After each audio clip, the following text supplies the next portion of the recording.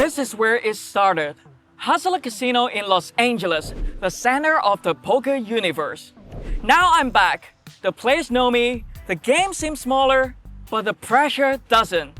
I've spent 6 months chasing 10K a month across America. It's almost over, and I got one goal left. Finish strong. Bet it on me, let it ride. Broke white boy, put it all on the line. Lucky me, lit the Sin City on fire. Money on the floor, watch it double 10 times. Bet it on me, let it ride. Hey guys, first session here and we're playing 5-5-10 at Hustler. First hand, hijacks open to 30, we defend the big blind with 7-5 suited. Hands up to a flop of King 10-4 with 2 diamonds and a spade. We check it over to him, he bets 20. I think players tend to over c-bet on this king high board. So with some backdoor flush, backdoor straight draw going on, I elect to put in a check raise here, attacking his over c-bet. I raise it up to 80, hijack puts in a call, and turns a 5. With the showdown value here, we check it over to him and he bets 150. So what is his range now? Actually, I think 10x wouldn't bet, king x would bet, over pairs aces would bet. And on the other hand, for the bluffs, hands like ace queen, ace jack, queen jack, I think those hands are calling our check raise on the flop and also betting on the turn for this player too. So I elect to put in a call and reverse a queen of clubs. Actually would lose to everything. So we check it over, he bets 160 into 500s, not a big size, but I don't think my pair of 5s is ever good here. I think he has hands like ace king, choosing this small size thin value on the river. If he has hands like ace jack or king queen, he's going to bet big. So actually I think I just missed a very good spot to turn my pair of 5s into a bluff. If we are c-betting the flop with ace king and get check raise, we put in a call. Bet when we face a check on the turn makes sense. Trying to go for thin value on the river also makes sense, but I think most of the time they can face a check raise shove on the river. So in game I just elect to fold, but I think a better play is to turn my hand into a bluff because with his sizing he just doesn't have 2 pairs, sets or straights. Next hand here we open to $50 from early position with pocket 8, and small blind moves all in for about $200 effective. Everybody else fold actions on us. It's a 19-20 big blind shoves, of course we put in a call. Flop comes king jack 6, turns a queen, rivers jack, and he tables king queen, and we lose this one. Big pot alert! We're playing 8-hander double board PLO bump pot, and we got king 8 6 4 in the big blind. First board comes 8 4 4. Look at that cutie pie. And the second board is queen jack deuce. In early position, we check it over and under the gun bets pot $200. Cut off and small blind puts in a call. With the nuts on the second board, we repot it to 1K. And I realized we're playing 1K cap bomb pot. That means nobody can bet on the turn or the river. Anyway, under the gun puts in a call, cut off call as well. So we have 3 ways to the turn, which comes like 9 of spades on the first board and then king of hearts on the second board. Rivers at 8 for the first board and then jack for the second board. Cutoff tables ace ace 10 3. Only pocket aces. And under the gun has 10 6 deuce deuce. He hit a bottom set on the first board and we ended up chopping this one with under the gun. Next hand here, low jack puts in a straddle to 20. We open the 75 in the hijack with jack 10 suited. Small blind puts in a call and now big blind raise it up to $200. We put in a call with our suited Broadway, small blind call as well, so we have 3 ways to the flop, which comes ace 9 6 rainbow. They all check it to us. So what is their range? I think the small blind can have some a6 checking to the aggressor, but when the big blind checks, he doesn't have an ace. So I like to check it back because on the turn, small blind is gonna tell me what he got. Turns a queen of hearts, and they check it over again, so what is their range? I think if the small blind has hands like ace queen, ace jack, he is betting the turn, and when the big blind, the aggressor check it twice, he never has a6 or pocket queens. So he can have hands like pocket kings, pocket jacks, and on this turn we picked up an open-ended draw, so I elect to start bluffing here, targeting pocket kings or jacks to call once and then I can just fold them out on the river. I bet $500 into 620, but unfortunately they all fold. I think my size on the turn is too big, targeting pocket kings, pocket jacks. Maybe I should only bet about $400 or $300, being a little bit more greedy. while making sure pocket kings and jacks would like to call once. Next hand here, hijack puts in a straddle, we open to 75 on the button with king 10 suited. Small blind puts in a call, heads up to a flop of 8-7-7. He checks it over in a single raise pot in position. I'm starting by betting small. I bet 60 into 180 and small blind puts in a call. Turns a queen of hearts. He checks it over, so what is his range? I think on this rainbow board, he may still have some 7x trapping, so on this turn, I would like to bet small again to recap him. I bet 100 into 300 and small blind puts in a call. River's a 4 of hearts. Backdoor flush draw get there, some straight draw gets there, so when he checks it over, I think at this point we got some showdown value versus hand like 10-9, Jack 10, and there are break walls like 6-5 for backdoor flushes, so I like to check it back realizing our showdown value, but this time small blind table 6-5 offsuit, he banks a straight on the river and we lose this pot. It's coaching time. So this is one of these bottom card pairing flops. We've talked about these before. On the bottom card pairing flops, my default is to go big on the turn. Even if it's dry?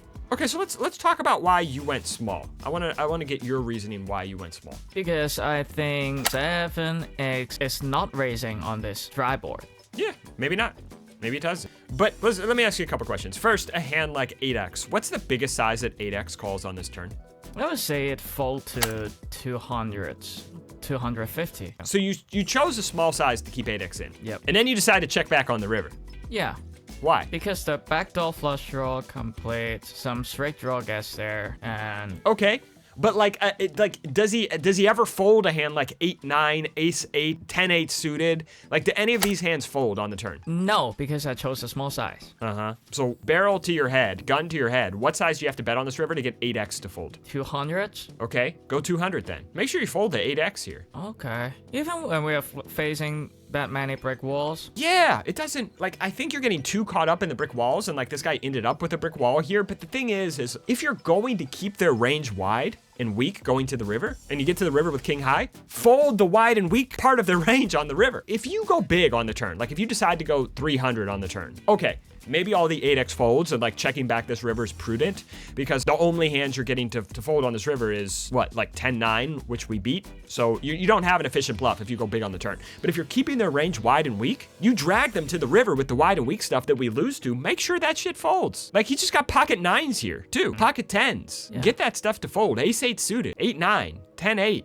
King 8 suited, get that stuff to fold. There's a lot of that stuff. I think like one of the mistakes you made here was like, I gotta like empty the bazooka on this river if I bluff. You don't have, you could just bluff small. Because I keep his range wide. Yeah, small is a very viable bluff line a lot of the time. Yeah, I would just go 200 on this river. Make sure the 8x, the pocket 9s, that stuff folds. Big pot alert! In this hand, as rattles on to $20, we look down a king-queen suited in the big blind. We raise it up to $100, straddle puts in a call, heads up to a flop of queen 6-4 rainbow. Normally, when we are out of position, I'm checking my range, but on this queen high board, kind of dry, I don't think players overstep on this board, so I like to bet it myself. I bet $100 into 200, targeting queen X on one pair type hand, and he puts in a call. Turns a jack of spades. We still have the top pair plus a backdoor flush draw now. So I bet 150 into 400, but surprisingly straddle raised to 450. This player is very loose. I can see a world that he floated 10-9 of spades on the flop and picked up a combo draw on the turn and want to put the money in. For the bluffs and draws, he got some strong draws, and for the value hand, actually he can have queen jack or even pocket 6s and pocket 4s. He has a position on the flop, he doesn't need to raise. So actually, I think the best move here is to call. But in game, I move all in about 2.4k, wanting to put all the money in versus some combo draws because I think when he got those hands, he is not folding. So my mistake here is I just think about the drawing portion of his range instead of the whole range. As I said, he can have strong hands like 2 pairs or sets slow playing the flop. So I don't think shoving is a good play, but anyway, he folded and we take down this one. Next hand here, we push in a straddle to $20, button, middle blind, and big blind limb. We looked at an ace queen offsuit in the straddle and we raised it up to 120. Only the button calls, so we heads up to a flop of 10, 3 deuce with 2 spades. We check it over to him and he bets 200. What is his range? Of course, he can have some 10x, some pocket pairs, but I think this player can also find bluffs like flush draws. So I put in a call with our ace high here and turns a king of spades, giving us a second nut flush draw. We check it over to him and he checks it back. River's a 7 of spades. We hit the second nut flush, so what is his range now? When he checks back the turn, of course he doesn't have flush, but can he have hands like jack 10 off with the jack of spades? Actually, I think so, and those hands are not betting the river. So actually, I think the best play is to lead small on this river, targeting some weaker flush, but in game, I check it over and he checks it back. So we show our hand, we are good, but I'm not happy with my decision on this river. Big pot alert! Hello. Cut off straddle to 20, small blind limbs. We looked at a 7-5 suited in the big blind. We ISO to $110, only the small blind called, so we heads up to a flop of king 4-3 with 2 diamonds. Small blind checks it over, we bet 70 into 240 and small blind puts in a call. Turns a 4 of spades, so when he checks it over, what is his range? He doesn't have pocket 4s, he doesn't have pocket 3s because those hands are raising to my small size on the flop. So on this middle card pairing turn, I would like to bet small again to recap him because he can have hands like 5-4, 6-4 calling the flop. So I bet 150 into 380 and small blind puts in a call. River's a bang! A 6 of diamonds. The frontal flush draw gets there, but also we hit our straight. And interestingly, small blind leads all in for about $465 effective. Yes, we hit our straight, but the frontal flush draw completes and I don't feel really good calling here, so we start to talk. I have a flush. What should I do? Get it straight? During the conversation, I show him my card, paying attention to his facial expression, and I think he is kind of nervous after seeing my card. So, although the spot is not good, I don't really feel good when players lead when a flush completes on the river. But anyway, we stick to our instincts. I trust my reads. I put in a call, and he say we are good, and we rake in a pretty sweet pot. Hey guys, good session to start the week. Today we play for 3 hours at Hustler Casino, mainly playing 5-5-10, and I won about 1.4k. So pretty good result, and Marco will put my total result here. Thank you, Marco. I'm being homesick. I miss Hong Kong dim sum. Tomorrow, I'm going to have some great dim sum, I hope, with some of my Hungry Horse alumni, and I'll see you guys in the restaurants.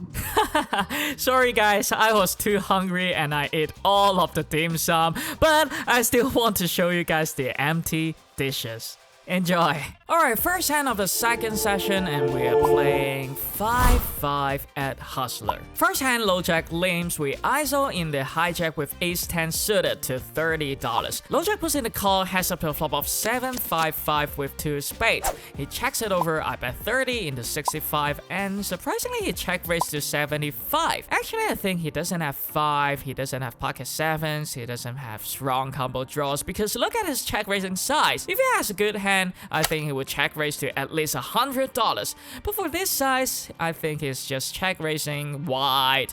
I'm taking my 2 overs, but we got a flush draw here, so we put in a call. Turns a 9 of clubs. He didn't follow through, he checks it over, so what is his range? If he has a strong hand or strong draws, he's not checking the turn. So when he checks the turn, I think we have the best hand here with ace high. So I like to check it back and reverse a queen of clubs. Low jack bets $100 in the 200s. From his check raising on the flop, I think he's full of shit. On this river, he bets half pot. I also think he's full of shit. He can have hands like king high, jack high, 10 high. So with ace high here, I elect to bluff catch. We put in a call, he tables ace 10 offsuit, and we chop this one up. Second hand of the day, we looked down at pocket rockets. on the button and we raise it up to 25. Small blind puts in the call, has up to the flop of Jack 6-3 with 2 diamonds. He checks it over in a single raise pot in position. I'm betting small, targeting him to call with weak hands and raise with strong hands. I bet 25 into 50 and small blind calls. Turns a king of spades. He checks it over, so what is his range? He can have some flush draws, he can have some jack eggs, he can have some one pair type hand. So I like to bet pot on this turn. Tightening flush draws, one pair type hand to continue. He puts in a call and rivers a 9 of hearts. He checks it over, so what is his range? Missed flush draws is not calling anything. Jack X is calling a small amount. Does he have some king X? Actually, I think he does. He can be calling the flop with hands like king queen or king X of diamonds. And on this river, I would like to target king X. So I asked myself the inverse question, how much would I bet to fold out king queen? I mean, I would need to go 600, about 2x pot to fold out king queen. So I sized down to $400, a little bit over bet. But surprisingly, he check raised all in for $700. Yeah, $300 more to call, but what is his range? Actually, I can only think of one hand, and that is queen 10. Either it's queen 10 of diamonds or queen 10 of spades. So even we have overpair here, even we only need to put 300 more in there, but I can't see a world that we are ahead with pocket aces, so I just let it go. Big pot alert. Alright, last hand of the session, cutoff open to 20. We look down at pocket sevens into the button and with 3 bet to 75. Cutoff puts in a call, has up to a flop of 10, 4, 3 rainbow. He checks it over in a 3 bet pot in position. I'm starting by betting small. I bet 50 into 155 and he puts in a call. So the turn comes a 10 of clubs pairing the top card. So when it checks it over, I think I got showdown value here and I check it back. River's a bang! A 7 of diamonds, we hit the full house. Put in a bet of $60 into 255. It's a small bet on the river, but if he's bluffing, he's not calling any amount. So I don't care about his weekend, but if he happens to have a 10 or a straight, I think he's not folding to an all-in. So actually, I move all-in for about 650. He hams and haws and finally puts in a call. We show our hand and he tables 6-5 suited and we win a big pot.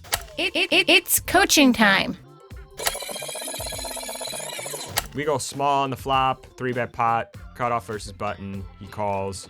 Turn is a 10. Talk to me about your decision making on this turn. I think he continued too wide on the flop. He can be calling hands like 6-7, 5-6. So on this turn, I think we got showdown value, and I would like to check back at bluff catch on the river. And if he does have hands like ace-5 or ace-queen or something, those hands would also float the flop, right? Yep. The reason why I don't like this check back is for 2 reasons. Number 1, we're just giving him free equity with hands that may never bluff. Like if he has like ace-queen or ace-jack that floated on the flop, these hands aren't bluffing on the river. They're only putting in money if they hit. And the main reason why I don't love checking back here, like if this was EP versus low jack, great check back on the turn. But we're cutoff versus button.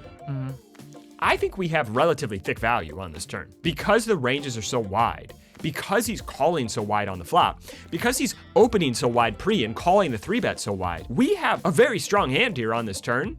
And like this to me would be a very uncomfortable spot to bluff because I don't think we're gonna get any credit when the top card pairs in a 3 bet pot. And like, I don't think players here are folding anything. But what are we targeting? Well, 5-6, 6-7, ace-5, even 2 overs, like ace-queen, ace-king, ace-jack. I think you can just go small on this turn and none of that shit folds. And I think the key difference here is like noticing this is a wide versus wide configuration and how much more BS he has in his range than if this was early versus early or like a tight player from early position. And like, I think just going small on this turn or medium on this turn is gonna outperform checking back and bluff catching in this particular node. Yeah, and also they are never check raise bluffing on the turn. No.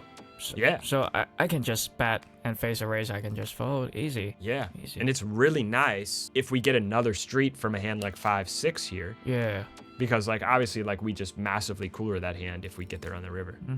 I'm a big fan of like c-bet flop, check back turn, bluff catch river. I would prefer to do that here with a hand like ace king or ace queen. I think sevens are just like strong enough to clearly be betting for value. Cut off first button here. Hey guys, just finished the session today. I only played for 2.5 hours and was up $180. Yeah, Marco will put my total result here. Thank you, Marco. Can you guys see I'm not playing that long hours when I'm back in LA because it's just too fun playing poker in the Bay Area, and 8 hours session passed so fast there. But now, like every 3 or 4 hours, I would like to call it a day. Maybe I need to like reset myself a little bit, accept that the LA poker is not that fun comparing to Texas, Florida, or Bay Area, and put in more hours. Yeah, this is what I'm gonna do in the coming session. So I hope you guys enjoy. See you in the next session. Third session in this episode, and we're still playing 5-5 at Hustler. First hand, we looked at a pocket kings in the hijack, and we raised it up to 25. Cut off 3-bet to 105 behind us. Everybody else fold, actions on us. I like to put in a 4-bet to $300. He puts in a call, heads up to a flop in a 4-bet pot, and it comes 10-4 deuce rainbow. I bet 175, targeting him to call with everything. Cutoff puts in a call, turns a 3 of clubs. We only got about 300 effective behind, so we ship it and he snaps it. We fast forward and show our hand, and he shows pocket aces. Again? Reverse a 6 of clubs, and we lose a 1.5k pot again with kings versus aces. It's bad, but this is poker. Alright, in this hand, we open to 25 from the low jack with pocket fours. Cutoff and button puts in a call, so we're 3 ways to a flop of queen, jack, 5, rainbow. In a multi-way pot, I'm only betting my good hands and good draws, so I check it over and they check it back. Turns an 8 of hearts, we check it over again and they check it back again. Reverse another queen, pairing the top card. I think I got showdown value here, so I check it over and Cutoff stop betting. He bet 20 into 80, button puts in a call. So what is their range? Sometimes they may check back some queen 10, queen 9, or queen 8 on the flop, but they're never checking their queen X on the turn. So I don't think anybody has trips here. Maybe Cutoff is just thin value betting with hands like jack X, 8x. So when there is no break walls, I elect to check raise big. I raise to 11x, 220. Size doesn't really matter because they don't have a good hand. And Cutoff and button makes a fold, and we get this through. Alright, we change to a 5-5-10 table, and there is an annoying guy sitting with $300 on my direct left. He is a rake, but he is those type of players who buy in for the minimum and looking forward to spin it up, double up, and then switch table. Buying in for minimum again and looking to double up and switch table again. Anyway, in this hand, Cutoff and small blind glimpse, we look down at pocket threes in the big blind. That guy with $300 is in the straddle. I've played a bit of tournament, so I understand the blind versus blind 20 to 30 big blind shoving range. So my pocket threes is a legit shove versus a 30 big blind stack behind me. But this is a cash game, we don't have ante. That money is not worth for us to shove our pocket pairs here. But in this scenario, Cutoff and small blind limps, that means they are capped. That means there are more dead money outside. So I elect to move all in. And I just want to make a statement, don't buy in for minimum behind me. Although it is right, I understand that, I just don't like that. So I just ship it and they all fold. And he looks miserable. In this hand, we open to 40 from the hijack with king queen offsuit. Cutoff, middle blind, and big blind comes along, so we have 4 ways to a flop of queen 9 8 rainbow. They check it over to us. I bet 125 into 160, tightening some wicked queen eggs, some one pair with straight draw to call. Only the big blind calls, so we heads up to the turn, which comes a 5 of diamonds. When it checks it over, normally I would still bet here. I can still target queen jack, queen 10, 10-9, jack 9. But at that time, I think I sense something. Maybe his eyeballs turn bigger when he sees a turn. I just feel some strength. So on this turn, I like to check it back. Reverse a jack of diamonds, and he bets $200 into 400s. Alright, I don't think anybody will bet half pot size here without a straight. So after thinking for a while, I like to fold our king queen, and he shows us 7-6 of diamonds, banking a straight on the turn. I love my guts, I love my instinct. And how can you get that instinct? play more, put more odds in on the table, pay attention to the players, don't throw your phone when you're not in a hand, just be sharp in the game. Next hand here, hijacks open to 25, we looked at a 7-6 suited in the cutoff and we 3-bet to 75. Middle blind cold calls, hijack comes along, so we're 3 ways to a flop of ace 10 8 rainbow. They check it over. If it's a hazard pot, I'm betting here, but it's a multi-way pot. I only bet my good hands and good draws in a multi-way pot, so I like to check it back. Turns an ace of hearts pairing the top card, so when they check it over again, yeah, you can say this now, nobody has an ace. Because if middle blind has an ace, he will be starting to bet on the turn. If hijack has an ace, he will bet the turn as well. So nobody has an ace here, and I elect to start bluffing. I bet 80 into 235, about a 1/3 size, because I don't want them to fold everything now. I want them to stick around with hands like 10x, some pocket 9, so I chose a small size for them to call on the turn, and then I can just get them to fold on the river. But unfortunately, they all fold, and we get this through. Big pot alert! Last hand of the session, low jacks open to 45. We looked at a king queen suited in the cutoff, and we bump it up to 115. Surprisingly, button cold calls, low jack comes along, so we have 3 ways in a 3-bet pot, and flop comes king 5 deuce rainbow. Low jack checks it over in a multi-way pot. I'm betting my good hands and good draws, so I bet 125, about a 1/3 pot size. And button folds, low jack puts in a call, so we're heads up to the turn, which comes a 3 of diamonds. He checks it over. He got about $600 behind, so I elect to bet 225 into 600s, targeting some weaker king X or some under pairs like pocket jacks, pocket 10s to call one more barrel. Low jack puts in a call and rivers a 9 of diamonds. We improved to a second nut flush, so when he checks it over, he only got about 345 behind. We put him all in, he snaps. We show our hand and he tables ace deuce of diamonds, and we lost to the nut flush. Hey guys, just finished today's session and we played for 3.5 hours. I'm not so happy about my session, to be honest. I'm not really in the battle mode, not focusing, not playing my A game. I'm just playing my B to C game today. It's horrible, so I don't want to play no more. For the result, I lost about 1.2k, something like that. Marco will put my total result here. Thank you, Marco. And Pacers get in the final.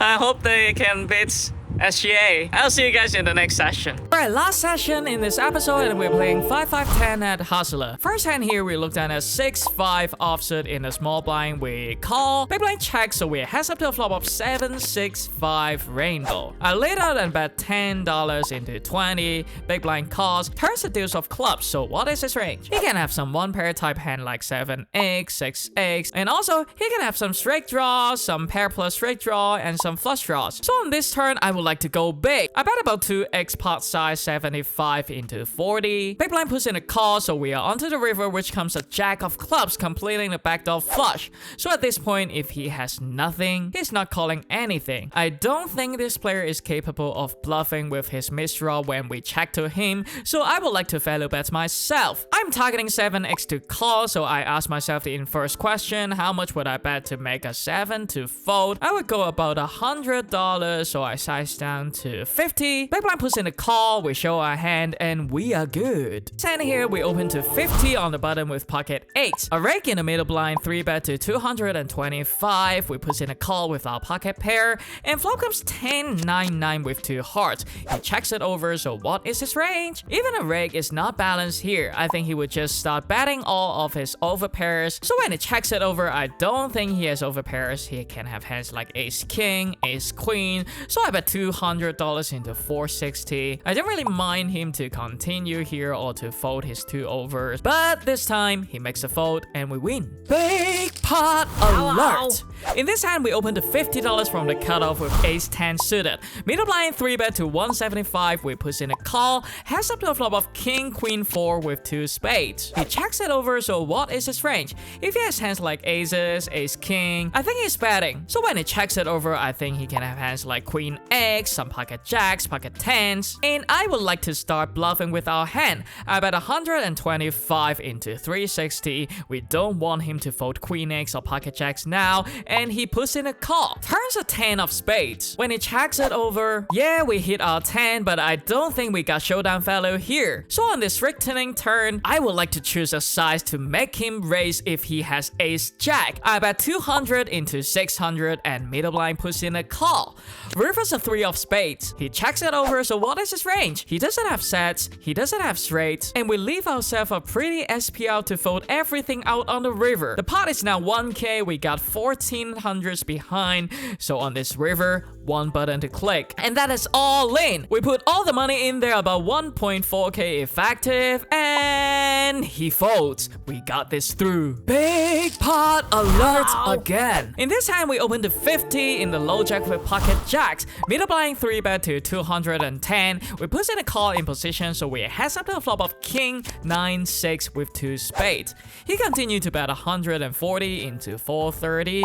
We put in a call with our under pairs and turns the 6 of club. He checks it over, so what is his range? I think for this player, he can be checking with his ace king on this pairing turn. On the other hand, he can also slow down with bluffs like ace queen, ace jack. So for our hand, I think I got some showdown value. I want to check it back. And river's a bang! A jack of spades. We hit the full house. And look at that. He bets 440 into 700s. So what is his range? When he check back the turn and choose a big size on the river, I think he can have strong hands like aces or ace king. And I asked myself in first question, how much would I raise to fold out aces or ace king? I would say no, I won't bluff here. I don't think aces or ace king is folding even if I go all in. So at this point, you guys all know what to do is to put all the money in.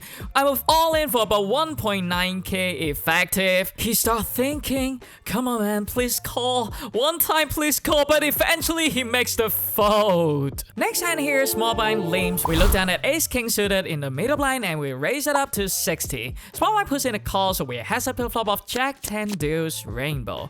He checks it over in a single raise pot in position. I'm betting small. I bet 40 into 125 and he puts in a call. Turns a 3 of hearts, and when he checks it over, I would like to choose a size to cap him because this player may slow play some hands like jack 10, pocket deuces on the flop. So I bet small. I bet $50 into 200s, wanting him to raise with his strong hands now, but he puts in a call. And river's a 5 of clubs. When he checks it over, so what is his range? He doesn't raise the turn. That means he doesn't have 2 pairs. He doesn't have sets. The best hand he could have here is jack X. So how much would I bet here to value ace jack? I would bet about 400 to 450. So I size up to 600, about 2 X pot size. Try to get a range fold, and we get a range fold.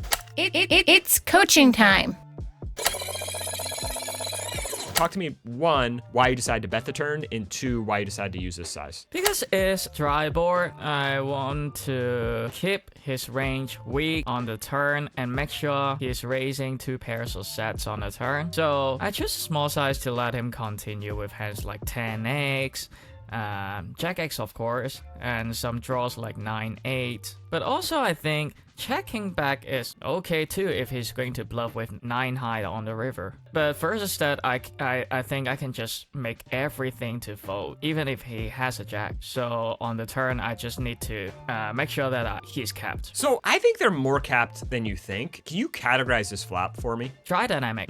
Which flops get fast played more? Dry dynamic or wet static? Wet static. No. Let's think about this. Okay. Let's say we have a wet static flop like ace king 3 with 2 spades. And let's say the pre-flop raiser opens on the button and the big blind defends. How often do you see the big blind check raise like ace 7 for top pair to a small c-bet on ace king 3 with 2 spades? No, they're not check raising. Okay, now let's say the board is dynamic dry, a board like 7-3 deuce rainbow. How often do you see the pre-flop caller check raise with a hand like ace 7 or pocket 8s on 7-3 deuce rainbow? Okay, yeah, more. The dry dynamic board gets fast played a lot more than the wet static board, so I think you're putting a little bit too much emphasis on dry versus wet and not enough on dynamic versus static. Because I think even on this board, if it's dry, I still think hands like jack 10 or pocket deuces get fast played at a high frequency because they're worried about a straight coming in. They're worried about an overcard coming. They're worried about a bad card coming that kills their action. So you wait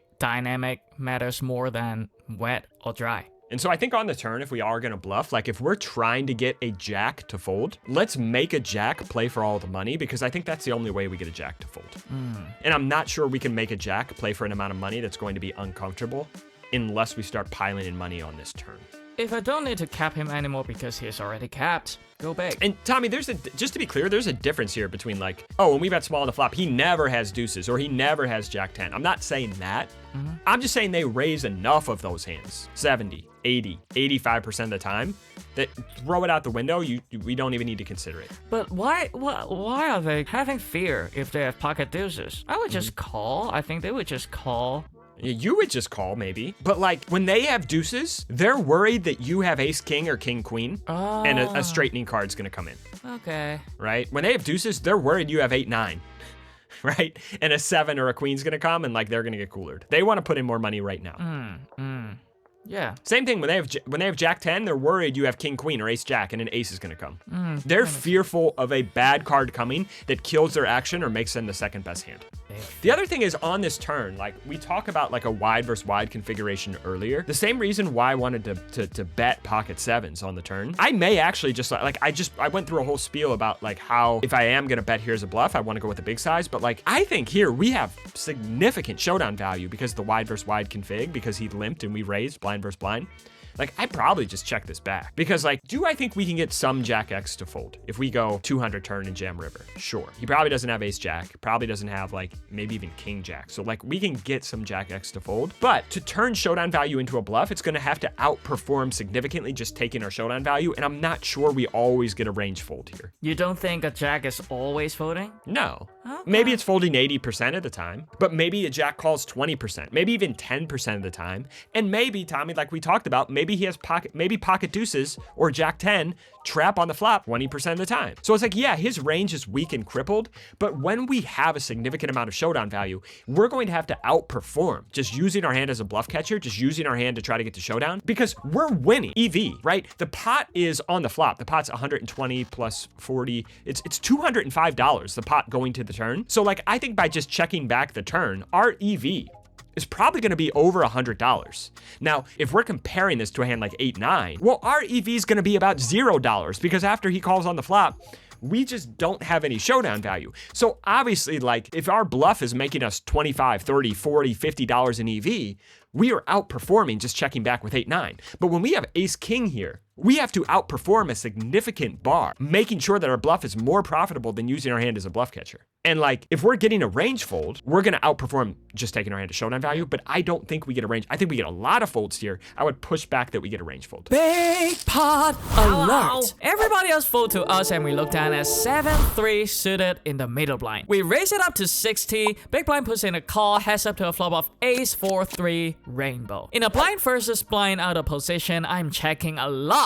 I check it over to him and he bets 50. We hit a pair, I'm not folding, we put in a call, and turns another ace of clubs pairing the top card. So when we check it over, he bets 150 into 220. So what is his range? Actually, this card is pretty good for us. It reduces the combo of his having trips. I think this player is capable of bluffing with hands like 6-5, 7-8. So on this turn, I like to put in a call with our bottom pair of even versus a big size. And versus an 8 of hearts. We check it over again and he moves all in about $600 effective. So let's put all the pieces together. He bet the flop, big bet the turn, and follow with an overbet shove on the river. He has a polar range. He either has ace-x or pocket fours, which is a boat. But this player is a thinking player. He is a young guy. I love playing with him. He's not that type of player who is just sitting here to play good hands.